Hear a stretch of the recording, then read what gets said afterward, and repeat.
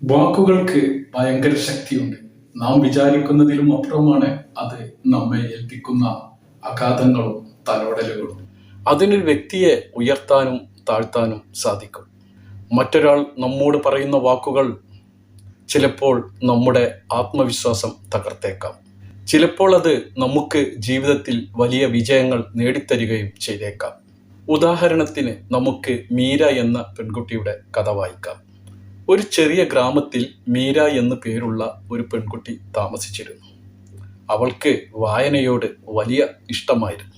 പക്ഷേ അവളുടെ അധ്യാപിക പറയുമായിരുന്നു, നീ ഒരിക്കലും ഒരു എഴുത്തുകാരി ആകില്ല, നിന്റെ കഥകൾ ആർക്കും വായിക്കാൻ തോന്നില്ല.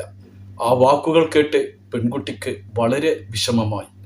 അതോടെ അവളുടെ എഴുതാനുള്ള ആത്മവിശ്വാസം തകർന്നു. എന്നാലും അവൾ വായന തുടർന്നു. രഹസ്യമായി കഥകൾ എഴുതി തുടങ്ങി. ഒരു ദിവസം അവളുടെ കഥകൾ വായിച്ച ഒരു പ്രശസ്ത എഴുത്തുകാരൻ അവളെ പ്രോത്സാഹിപ്പിച്ചു.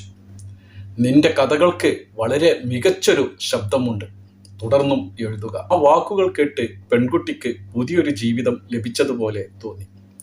അവൾ തൻ്റെ കഥകൾ ഒരു പത്രത്തിൽ പ്രസിദ്ധീകരിക്കാൻ ആരംഭിച്ചു. കുറച്ച് കാലങ്ങൾക്ക് ശേഷം അവൾ ഒരു പ്രശസ്ത എഴുത്തുകാരിയായി മാറി. സുഹൃത്തുക്കളെ, ഇതിൽ നിന്നും നമുക്ക് മനസ്സിലാക്കാൻ കഴിയുന്നത് വാക്കുകൾക്ക് മനുഷ്യരുടെ ജീവിതത്തിൽ വലിയ സ്വാധീനം ചെലുത്താൻ കഴിയുമെന്നാണ്.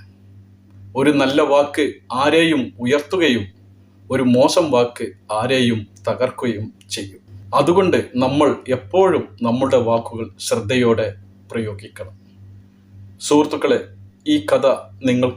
ഈ വാക്കുകൾ നിങ്ങൾക്ക് ഇഷ്ടപ്പെട്ടെങ്കിൽ നിങ്ങൾ ഈ ചാനൽ ലൈക്ക് ചെയ്യുക, സബ്സ്ക്രൈബ് ചെയ്യുക.